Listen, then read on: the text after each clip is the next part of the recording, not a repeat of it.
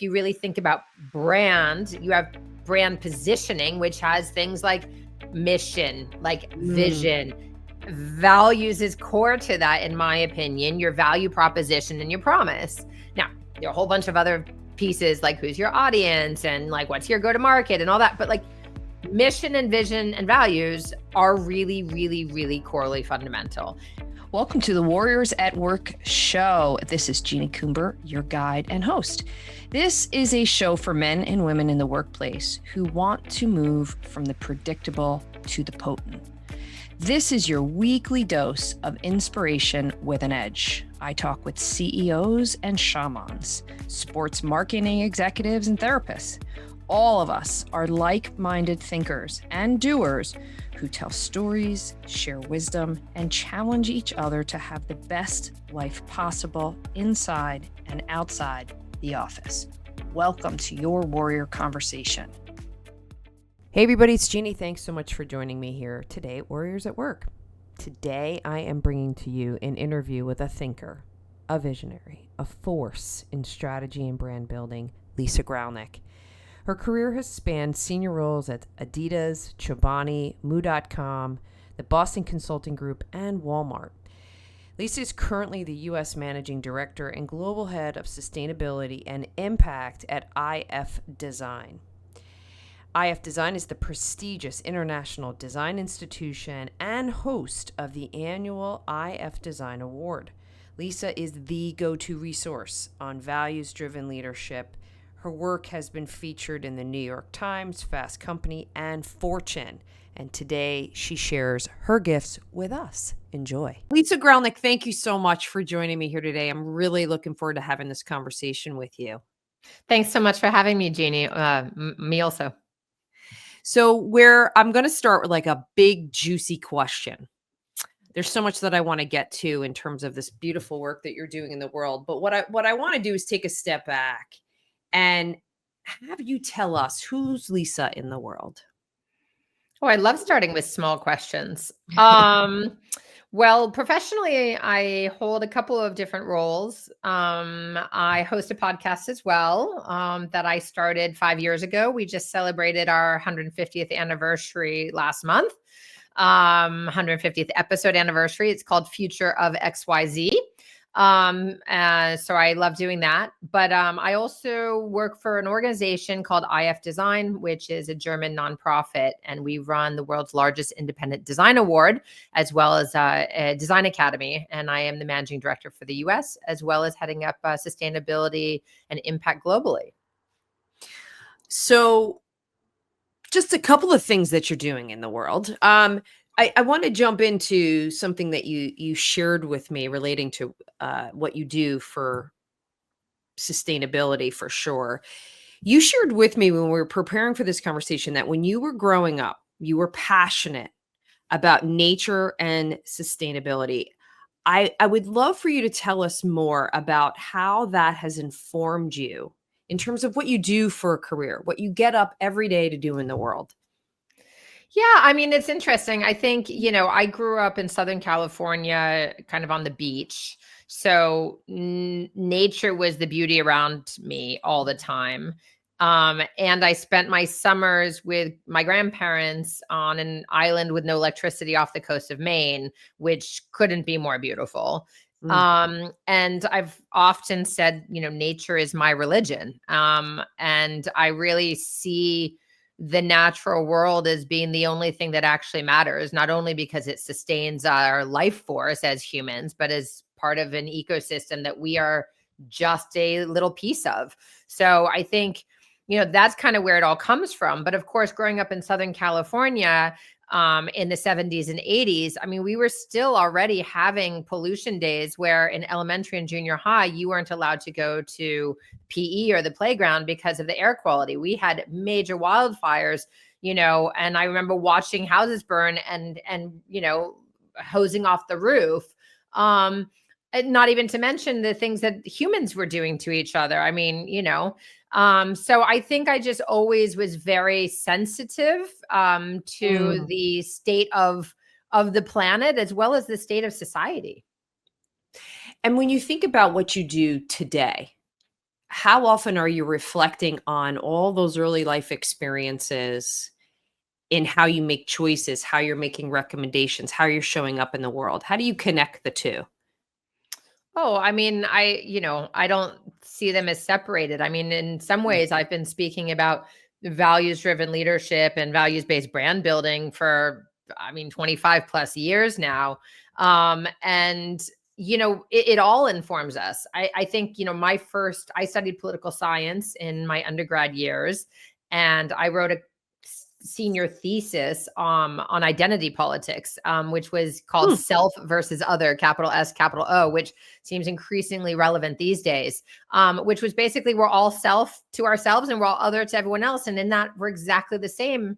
And it requires the respect of recognition that it doesn't make any difference, any other of the differences, because we're exactly the same in our difference. So a little esoteric, or more than a little esoteric, but that really ended up becoming kind of the blueprint for how I try to show up in the world. And so between, my nature is my religion and, kind of that sense of respect everyone equally, I really do try to show up that way. And it led to this kind of values driven attitude towards leadership, towards business, towards brand, especially.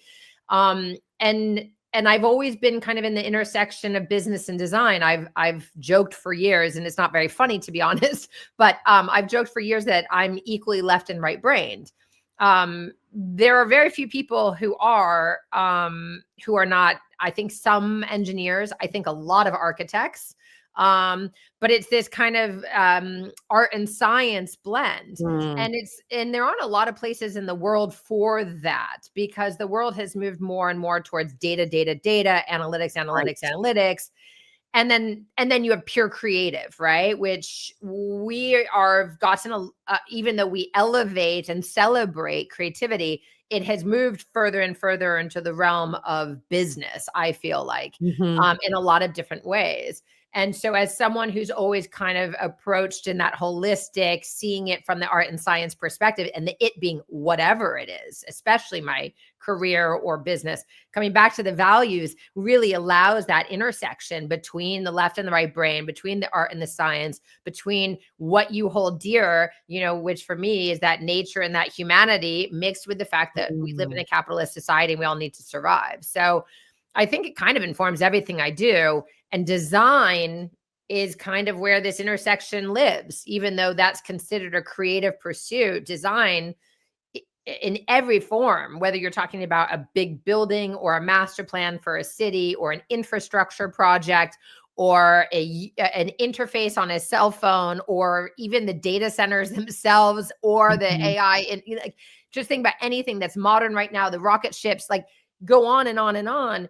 And design at the end of the day is this intersection between the left and the right brain, because you need all of the human inputs and the insights in order, and the business fundamentals, right? In order to bring something reasonable to market, even if it's a painting these days that you actually want to make money on, you have to have that business underpinnings, which again is left brain. And then you have to have the creativity to be able to imagine something that never existed before, which actually we're creating more and more things that already existed, and it's totally uninteresting. But like, that's really where design comes in, and creativity and innovation is, this really awesome kind of combination of the two things. You said something that I'd love for you to expand upon, and you started touching upon it when you were expanding there. But I want to go back to this idea that values, you're very focused on how values drive a brand. So I'd love for you to say a little bit more there. Yeah, I mean, look, I've been a brand strategist for a lot of my career, including right before I joined IF, I was running my own consultancy, which was a brand strategy consultancy for 7.5 years, doing work with IKEA and Walmart and lots of big companies, as well as an advisor to a lot of smaller companies, and nonprofits, et cetera. At the end of the day, if you really think about brand, you have brand positioning, which has things like mission, like vision. Values is core to that, in my opinion, your value proposition and your promise. Now, there are a whole bunch of other pieces, like who's your audience and like what's your go to market and all that. But like, mission and vision and values are really, really, really corely fundamental. And your value proposition and your brand promise emerge out of those. And the values are the underpinnings. I mean, I often will describe them as like the true north or like the North Star, Mm. and if you're a tiny little brand, your values, like you really, really need to hold to those or you can get put off course really, really quickly. But if you're a huge corporate conglomerate, your North Star is actually easier to steer to. But if you get just even a little points off, you've completely steered the ship in the wrong direction. I mean, because a big tanker versus a little ship. So I think values are really, really, really kind of the guiding light about who are we in the world? What do we believe in? What do we want to achieve? And they tie in nicely with your mission and vision and everything else. But values are really core beliefs. I loved when you talk about your strengths as today plus tomorrow. Oh, on my LinkedIn profile, you mean? Yes. I was like, brilliant. Say more about that. I mean, look, I already talked about, I think left brain, right brain is on there too. Or maybe I've changed it subsequently to creative and analytical because most people don't know what left brain and right brain means. But I have a bunch of dichotomies, grew up on West Coast, East Coast. I've lived most of my life in the US, but I've spent enormous time in Europe and worked mostly for European companies. There are a whole bunch of these dichotomies within me. But also the biggest one probably is this idea of today and tomorrow. I mean, I was calling myself a futurist over 12 years ago. And I don't call myself that anymore because there's actually a practice where people are selling futurism as a skill and as a profession.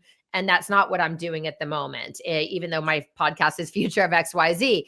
I'm not advising on it and I'm not anticipating, but the ability to extrapolate from where we have been to where we are and looking ahead is a core skill set. I mean, and if you're a strategist and that isn't one of your core skill sets, you probably should be looking for a different job.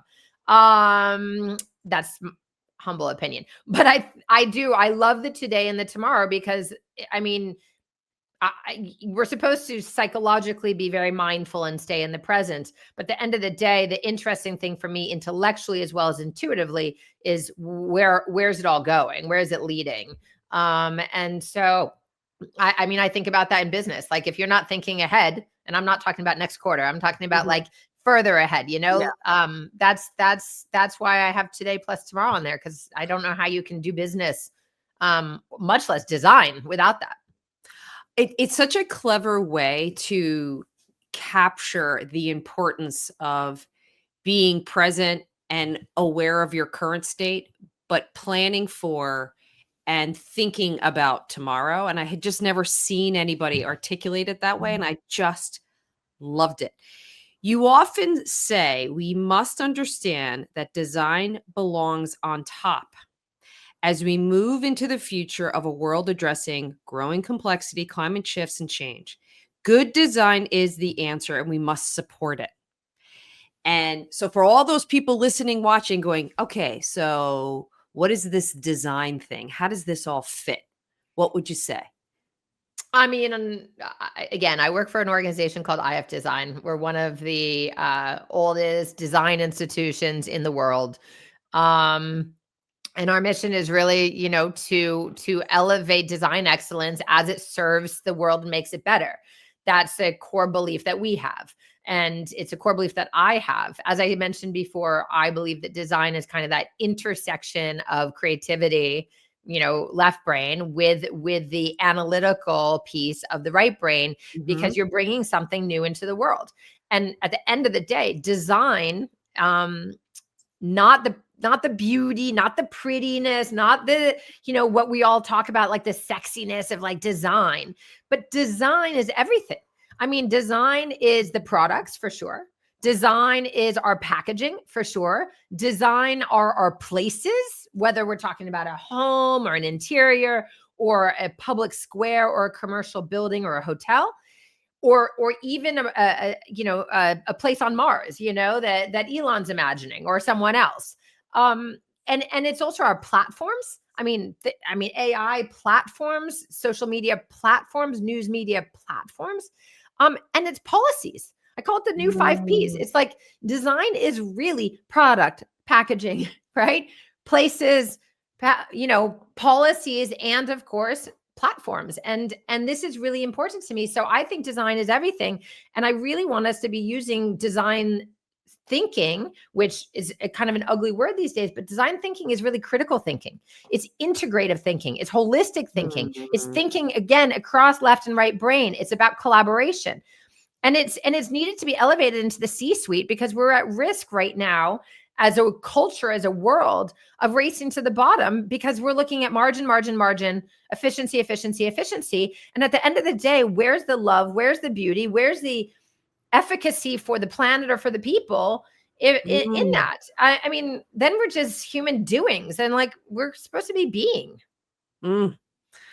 Wow, that is so important what you just said. Completely see the same thing. Overly focused on productivity, performance over people, over experience, over humanity. So important. I wanted to go a step further into the work. I'd love for you to share what are the patterns of thinking and feelings associated with what you're seeing. Is there patterns? Is there things that you're noticing? And then how are you addressing it? Oof, that's a big question. Look, I think we're living in challenging times. I don't think anyone can deny that. And they're more challenging today than they were even 2 years ago, or 10 years ago, for sure. Now, my grandfather used to say to me, every generation thinks it's living in the hardest time. And he went through history to show me and prove to me his case. I agreed with him, and respectfully, I was 19 and in the heart of my college years, and respectfully also disagreed, because I saw some things on the horizon coming back to today and tomorrow that I was concerned about. And I will avoid some of those topics right now for listeners who wouldn't agree. But I think we are seeing the ramifications of uncertainty, of growing division, of uncertainty and insecurity, manifest into really a lack of real innovation, and a lack of real creativity, and a lack of real problem solving. There's a lot of band-aids, and it's been happening for the last 30 years. There's a lot of band-aiding that's happening. And frankly, I'm speaking in the Western world. I mean, it's not exclusive, but like what's happening in other parts of the world leads for a lot more, because the status quo was less developed, at least in the 20th century. And so you see a lot more room for master planning type situations. And that's the stuff that excites me. And so you see these kind of dichotomies of like, I think that there's an arrogance in the West broadly. And there's a shrinkage of influence and confidence among those who travel and know, and who really are looking to have impact. And that insecurity of where is all of this going? Where is the balance of power? What is happening with our planet, right? Has really infiltrated. You asked me about my work. Like, that sense of insecurity is infiltrating every organization I know right now. And, not everyone is able to articulate that or even see it perhaps, but I think that is just the truth of it. And this has been going on for quite a while. And the speed of change is on the technological side is increasing so rapidly. And has been. I mean, like the exponentialization of technological innovation / change over the last 35 years is remarkable. It's unparalleled. I mean, you think about from the start of the Industrial Revolution to 1984, really, when we started, with kind of personal computers, to now in 2025. I mean, it is a whole different universe. And as you see, generations are not adapting as some generations aren't adapting as well. So all of this is creating uncertainty and a little bit of chaos. And at the same time, those organizations and those leaders and those entrepreneurs and those artists and those activists who have a vision have a chance to really have a big impact. And that excites me. That's where I really want to lean in on, not on the incrementality of things, but on like, where's there a real opportunity for inclusion versus exclusion, and innovation versus incrementalization? Well, that was leading me actually to my next question, is like, how do we get ourselves and the conversation back to being more human-centered? We have to be human first. I mean, and we have to recognize what humanity is, because it's not us versus them. Humanity is a species on this planet that frankly has been incredibly destructive, and continues to get worse and worse. There is more than enough to go around for every one of the 8.5 billion people on this planet right now to have basic, food, shelter, medical, education. We are the richest world we have ever been, with the most efficiency and the most resources. How we are treating the planet and how we are treating each other is abominable, frankly. Sorry, I feel very passionately about that at the moment. And you asked the very basic question, how do we get more human-centered? Well, we have to recognize what humanity means. Human-centered isn't a design principle. It's not to have better UX or UI, although it serves that purpose. It's about, how do you bring, it comes back to the word inclusive versus exclusive. How do you bring as many people into the fold? Inclusive design is actually thinking about like all the different needs, the neurodivergence, right? I mean, you have great case studies of like supermarkets in England who have like created like autistic hours, so for like autistic people to be able to shop and they're not getting like the blaring lights and the blaring sound, like, or elderly people shopping differently or experiencing a night at the movies differently, like thinking about experiences of life through a human lens that is inclusive to as many or all as possible is how we get back to human-centered everything. It's again, respect and understanding, empathy. I love what you just said. And I loved how much power and passion you have for what you just said. That one's going to stick with me for a couple of days, how you just said that. I'm so curious, like, who do you follow? Who are you inspired by? Oh God. I mean, if you look at my Instagram account, I mean, I have like 800 followers or something, and I follow like 3,500 accounts. By algorithmic awareness, that is a disaster. Like, that's just basically they don't know who you are. They don't know what's going on. And also, like, the algorithm thinks that if you follow more than you are followed, you're a loser, and so you don't get shown. Which, at the end of the day, in the world that we're living in now, we have to. I believe we have to source our own information, and I follow increasingly an enormous number, not just on social media, but in general, an enormous number of activists and NGOs who are doing real work that really matters on the ground, whether they're the big ones like Médecins Sans Frontières, or even World Central Kitchen, Jose Andres's, or, the UN as a non-governmental organization. I follow a lot of artists, whether you're talking street artists and performers and culture and design, and really, again, non-commercially leaning. We're not talking about like Elle Decor, which I follow too and I like, but like, that's not where I'm getting my information anymore. It's really like, and obviously Substack, but I'm thinking just strictly in terms of like Instagram and how I curate. I'm following an enormous number of politicians at local and national levels and international levels. Claudia Sheinbaum, who's the president of Mexico, I think is absolutely phenomenal. And there are a number of leaders in the world today at local, Brother Jones, down in Tennessee, people who are putting their necks out. And then the change makers in business, the change makers in impact, the change makers in climate. I mean, Jane Goodall just passed away, right? When we're recording this. I mean, that is a loss for the world. You have leaders in the arts and entertainment industry. Like, it's just, I curate broadly. It's music and culture and entertainment and art and design.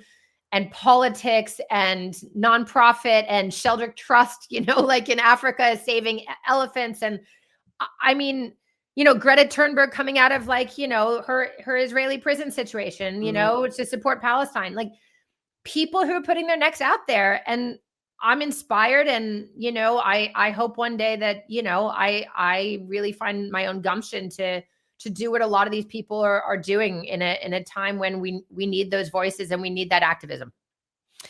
Such an example of being human-centered. How you just articulated that and who you follow, and what they embody that you're inspired by. It's just really cool how you just articulated that.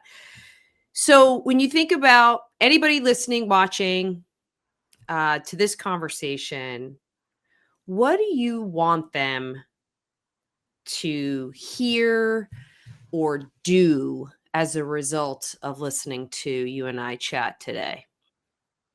I mean, I always answer similar questions in the same way. Like, I think we all need to do what we can do and not get overwhelmed that what we do isn't enough. Often it isn't. I mean, I feel that way every day. It's definitely not enough. But what can we do? How can you show up in the world and make it better? Just even in incremental pieces. Is that you get crazy about recycling? That's one of my things. I'm a little insane. I'll pull people's trash out of the trash and recycle it for them differently.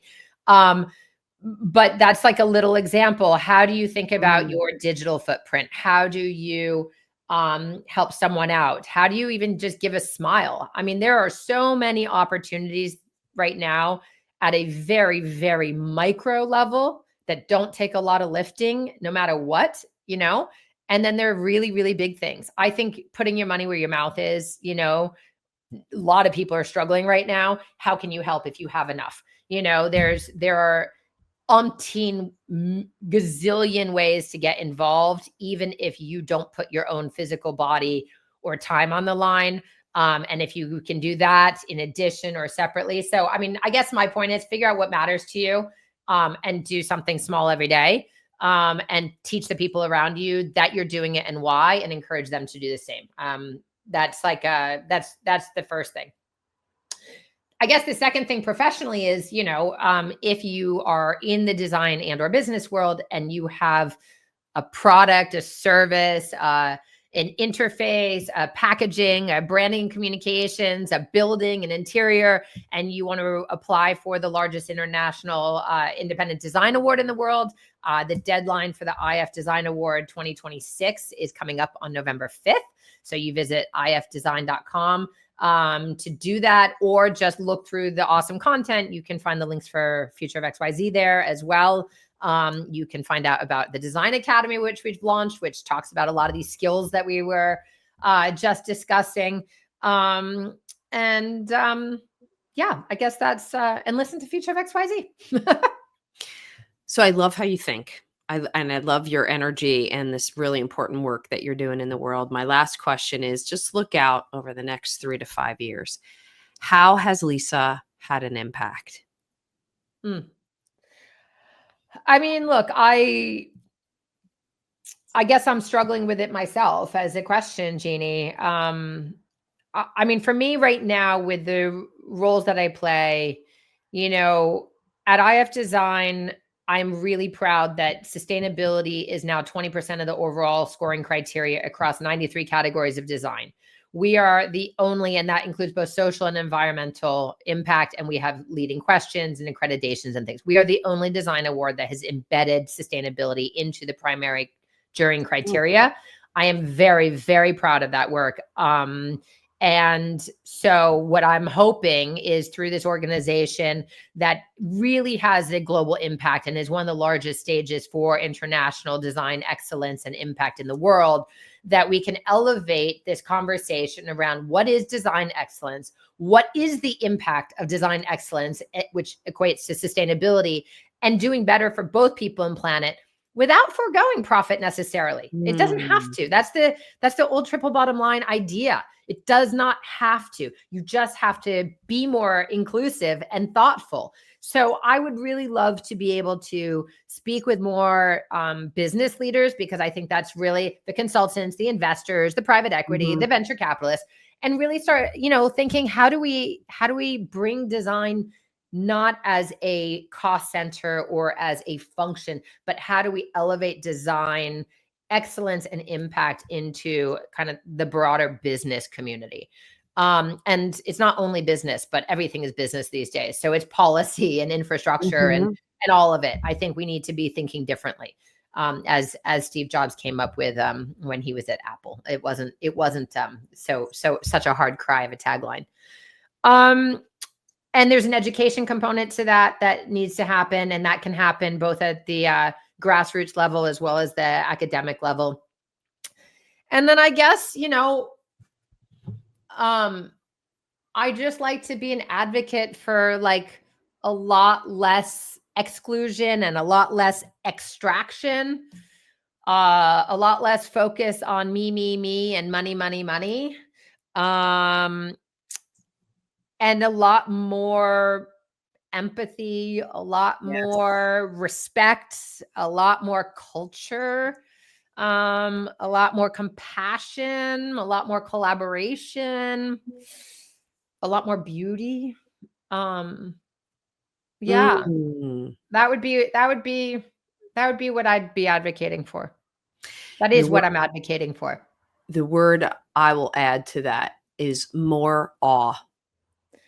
Awe is good. I don't think awe takes a lot, Jeannie. I think awe is like every single day. There's a great old quote about it that I'll mess up, but it's basically you can find awe everywhere. And especially if you look at nature and if you look at, human beings, not human doings, and human beings and humanity as part of the natural ecosystem, the natural order, it is awe-inspiring.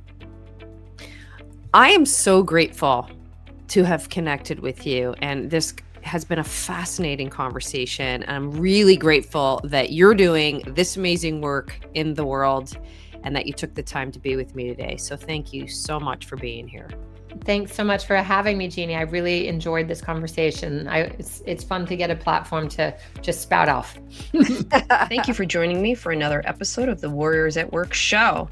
If you are interested in learning more about what we do at the Warriors at Work show and platform, be sure to go over to my website, Jeannie Coomber, and subscribe to my monthly Warrior Playbook newsletter. I share everything that I'm up to month by month, as well as some lessons and insights that I've learned. I'm also interested in hearing any feedback you have about this conversation or future topics. So reach out to me directly on jc@jeanniecoomber.com or on LinkedIn. Be sure to tell your friends and your colleagues about this Warriors at Work conversation. Subscribe, review, and rate us. It's the best way to get this message out into the world. Be well.